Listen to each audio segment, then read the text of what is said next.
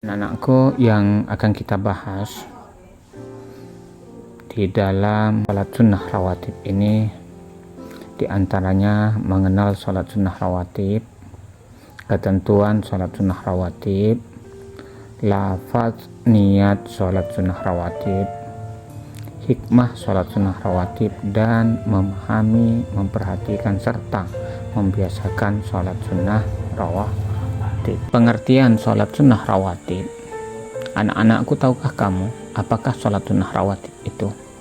Sekarang akan saya jelaskan. Sholat sunnah rawatib itu adalah sholat sunnah yang mengiringi sholat fardu, yaitu sholat yang dikerjakan sebelum dan sesudah melaksanakan sholat fardu. Sholat sunnah rawatib yang dilakukan sebelum sholat fardu dinamakan sholat sunnah qobliyah, sedangkan sholat yang dikerjakan sesudah sholat fardu disebut dengan sholat sunnah ba'diyah. Hukum mengerjakan sholat sunnah rawatib adalah hukumnya sunnah, yaitu apabila kita kerjakan mendapat pahala, dan apabila kita tinggalkan tidak berdosa. Akan tetapi sangatlah rugi jika kita meninggalkan sholat sunnah rawatib ini. Adapun sholat sunnah rawatib ini adalah sholat sunnah munfarid, artinya sholat sunnah yang bisa dikerjakan sendiri tanpa berjamaah. Adapun ketentuan sholat sunnah rawatib itu dibagi menjadi dua, yaitu sholat sunnah rawatib muakkad dan sholat sunnah rawatib ghairu muakkad. Adapun sholat sunnah rawatib yang muakkad ialah diantaranya 2 rakaat sebelum sholat duhur, 2 rakaat sesudah sholat duhur, 2 rakaat sesudah sholat maghrib, 2 rakaat sesudah sholat isya, dan 2 rakaat sebelum sholat subuh. Itu sholat sunnah rawatib muakkad. Adapun sholat sunnah yang ghairu muakkad, yaitu 4 rakaat sebelum sholat duhur. Maksudnya yaitu 2 rakaat pertama termasuk sunnah muakkad, dan 2 rakaat berikutnya termasuk ghairu muakkad. Paham anak-anakku? Saya ulangi, 4 rakaat sebelum sholat duhur, yang dimaksud yaitu 2 rakaat yang pertama itu adalah muakkad, sedangkan 2 rakaat berikutnya itu termasuk ghairu muakkad.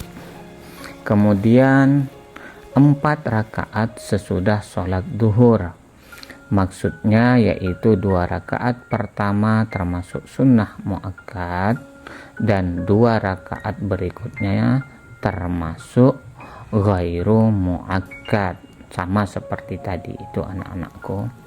Kemudian 4 rakaat sebelum asar, kemudian 2 rakaat sebelum maghrib, dan 2 rakaat sebelum isya. Nah, 4 rakaat sebelum asar itu kita kerjakan dengan 2 kali salam, artinya 1 salam 2 rakaat. Demikian anak-anakku terkait dengan ketentuan sholat sunnah rawatib.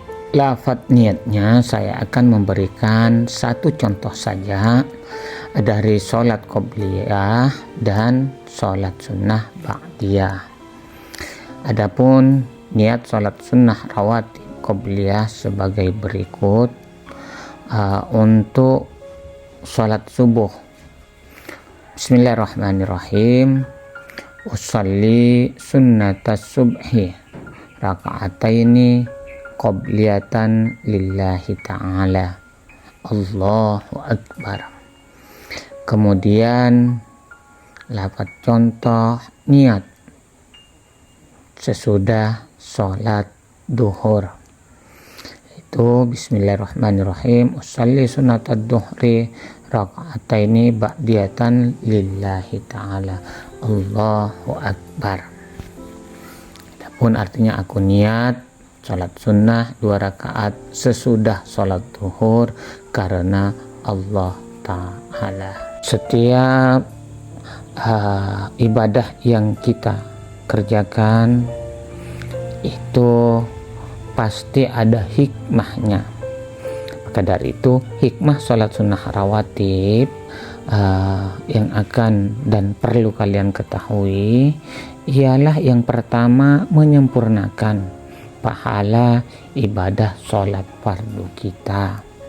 Siapa tahu kita yang namanya manusia penuh kekurangan, kelemahan, dan tidak luput dari yang namanya lupa, sehingga sholat sunnah rawatib ini sebagai penyempurna manakala ada yang dilupakan di waktu mengerjakan sholat fardu. Itu hikmahnya yang pertama. Kemudian hikmah yang kedua ialah dapat menghapus dosa yang kita lakukan, yaitu dosa-dosa kecil ataupun dosa-dosa yang tidak kita sengaja. Hikmah yang ketiga mencegah dari perbuatan keji atau perbuatan buruk.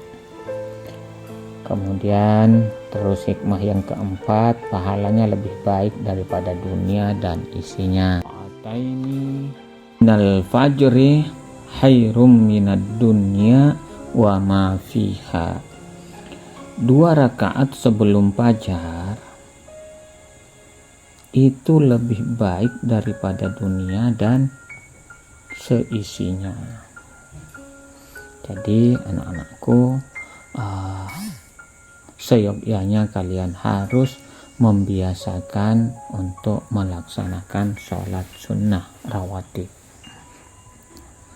karena sholat sunnah rawatib ini manfaat dan faedahnya sangat besar sekali untuk kita yang selalu melaksanakan.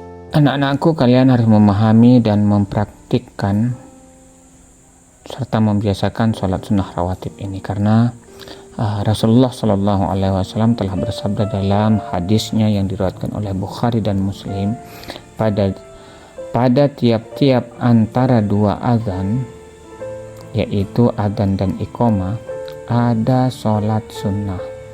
Nah, pada setiap adzan dan iqamah ada sholat sunnah.